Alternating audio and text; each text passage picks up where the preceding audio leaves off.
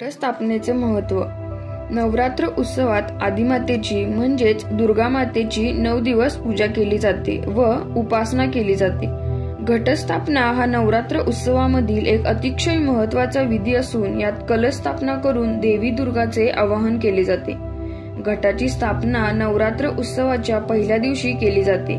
हा दिवस म्हणजे अश्विन शुद्ध शुक्ल पक्षातील प्रतिपदेचा दिवस होय. घटस्थापना म्हणजे देवी दुर्गाला घरी येण्यासाठी केलेले आवाहन. हा विधी शुभ मुहूर्तावर करावा लागतो. घट हा सार्वजनिकरित्या किंवा घरीही बसवला जातो. या विधीमध्ये जेव्हा घट घरी बसवतात तेव्हा घराच्या ईशान्य कोपऱ्यात बसवणे खूप फायद्याचे असते. यासाठी ती जागा स्वच्छ करून घ्यावी लागते. त्या जागी सुंदर व छान अशी रांगोळी काढावी व त्या ठिकाणी चौरंग किंवा पाट तुमच्याकडे जे काही आहे ते ठेवावे. त्याच्यावर तुमच्या घटाची शुभ मुहूर्तावर विधीपूर्वक स्थापना करावी. त्याच्या पुढे नंदादीप लावून ठेवावा. हा स्थापन केलेला कलश मातृशक्ती, त्रिमूर्ती आणि त्रिगुण शक्तीचे प्रतीक मानले जाते. या कालखंडात देवीचा वास त्या वास्तूत राहत असतो. नवरात्र हा आत्मशिस्त, मानसिक व भावनिक विकास साधण्याचा कालखंड मानला जातो. या 9 दिवसामध्ये देवीची विधीपूर्वक सकाळ व संध्याकाळी मनोभावे पूजा करून आरतीही म्हटली जाते. या संपूर्ण 9 दिवसाच्या कालखंडात दिवस रात्र नंदादीप विझू द्यायचा नसतो. या 9 दिवसामध्ये प्रत्येक दिवशी देवीच्या एका रूपाची मनोभावे पूजा व प्रार्थना करावयाची असते. पहिल्या दिवशी शैलपुत्री. पहिल्या दिवशी मातेच्या शैलपुत्री रूपाची प्रार्थना व पूजा केली जाते. माता शैलपुत्री पर्वतराज हिमालयाची मुलगी आहे. बैल हे मातेचे वाहन आहे. मातेच्या कपाळावर अर्धा चंद्रकोर असते. मातेच्या उजव्या हातात त्रिशूळ व डाव्या हातात कमळाचं फूल असतं. शैलपुत्री मातेची आराधना केल्यामुळे स्थिरता, शांती व समृद्धी प्राप्त होते. दुसऱ्या दिवशी मातेच्या ब्रह्मचरणी रूपाची आराधना करतात. माता ब्रह्मचारिणी या तप, त्याग आणि वैराग्याचे प्रतीक आहे. मातेने पांढरे वस्त्र धारण केलेले असते. तिच्या उजव्या हातात जापमाळ व डाव्या हातात कमंडूल असते. मातेच्या उपासनेने साधकाला ज्ञान, संयम आणि आध्यात्मिक शक्ती प्राप्त होते. तिसऱ्या दिवशी मातेच्या चंद्रघटा रूपाची आराधना केली जाते. मातेच्या कपाळावर चंद्रकोर असते. माता सिंहावर आरूढ असते. तिला 10 हात असतात व प्रत्येक हातात एक शस्त्र असते. माता भक्तांना साहस, आत्मविश्वास, संरक्षण व मानसिक शांती देते. भक्तांचे सर्व त्रास दूर करून सुख, समृद्धी आणि शांती प्रदान करते. चौथ्या दिवशी माता कुष्मांडाची आराधना केली जाते. तिला विश्वाची निर्माता मानले जाते. मातेला 8 हात असतात व प्रत्येक हातात एक शस्त्र असते. माता वाघावर आरूढ झालेली असते. मातेच्या भक्तीने रोग, शोक, भय आणि दोषापासून मुक्ती मिळते.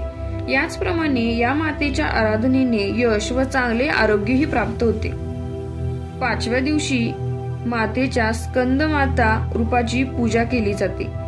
स्कंदमाता सिंहावर आरूढ होऊन कमळाच्या फुलावर बसलेली असते. तिच्या मांडीवर बाळ कार्तिकेय बसलेला असतो. ती खूप शांत व प्रेमळ असते. तिच्यामध्ये नेहमी मातृत्वाचे भाव असतात. ती धैर्याचे व शक्तीचे प्रतीक असते. 6व्या दिवशी मातेच्या कात्यायनी रूपाची आराधना केली जाते. मातेचे वाहन सिंह आहे. मातेला 4 हात असून तिच्या एका हातात तलवार असते तर दुसऱ्या हातात कमळाचे फूल असते. माता त्याग व ज्ञान यांचं प्रतीक असून भक्तांमधील रोग, भय आणि शोक यांचा नायनाट करते. कालरात्री माता. माता कालरात्री हे मातेचे 7वे रूप आहे. मातेच्या या रूपाची आराधना 7व्या दिवशी केली जाते. गंधर्व हे मातेचे वाहन असून तिला 4 हात असतात. ती दिसायला कृष्णवर्णीय असून तिचे केस सोडलेले व लांब लचक असतात. तिच्या एका हातात तलवार व दुसऱ्या हातात खड्ग असते.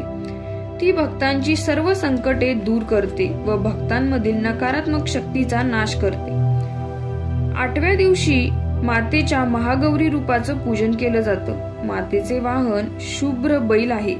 मातेने शुभ्र वस्त्र धारण केलेलं असते. मातेला 4 हात असतात. तिच्या एका हातात त्रिशूल व दुसऱ्या हातात डमरू असते. महागौरी माता शांतता, समृद्धी आणि ज्ञानाची देवी मानली जाते. ती भक्तांचे सर्व कपट दूर करते. सिद्धिदात्री. 9व्या दिवशी मातेच्या सिद्धिदात्री रूपाचे पूजन व आराधना केली जाते. या मातेचे वाहन सिंह आहे व त्या कमळावर बसलेल्या असतात. त्यांना 4 हात असतात. त्यांच्या 4 हातात प्रत्येकी गदा, शंख, कमळ व चक्र असते. या माता सर्वांना अलौकिक शक्ती व ज्ञान प्रदान करतात. यांच्या भक्तीने सर्व प्रकारचे विजय प्राप्त करण्याची शक्ती प्राप्त होते.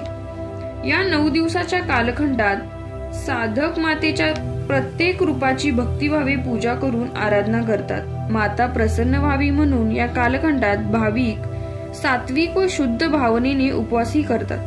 प्रत्येकाची उपवास करण्याची पद्धत वेगळीच असते. काही लोक 9 दिवस केवळ जल म्हणजेच पाणी घेऊन उपवास करतात, तर काही लोक फळे खाऊन व दूध घेऊन उपवास करतात.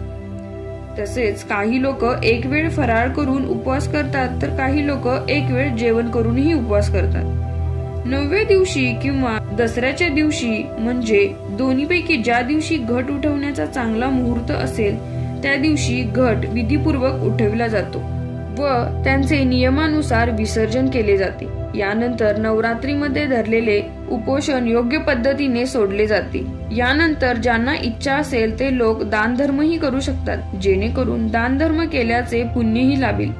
यामध्ये वस्त्र, अन्न, वस्तू, शाळेचे साहित्य अशा कोणत्याही स्वरूपात गरजूंना दान केले जाते. नवरात्र उत्सवामध्ये मनोभावे मातेचे पूजन व उपोषण केल्याचे फायदे. घरामध्ये दैवी ऊर्जा व सकारात्मक ऊर्जा वाढते. देवीकडून भक्तांना सुख, समृद्धी, ऐश्वर आणि आध्यात्मिक शक्तीच्या वाढीचे आशीर्वाद मिळतात. शारीरिक व आध्यात्मिक शुद्धी होते. मानसिक ताण कमी होतो व मनामधील कुविचारांचा नाश झाल्यामुळे नकारात्मक विचार नाहीसे होतात. मनोभावे भक्ती व उपवास केल्यामुळे शरीरामधील अनेक आजार बरे होण्यासही मदत होते. मन शांत, संयमी, नम्र व आनंदी बनते. राग, द्वेष, तिरस्कार, अहंकार यांच्यावर विजय प्राप्त करता येतो. मनामध्ये दया, करुणा, वात्सल्य यासारखे भाव निर्माण होतात. शरीर व मन यांच्यात समन्वय निर्माण होतो.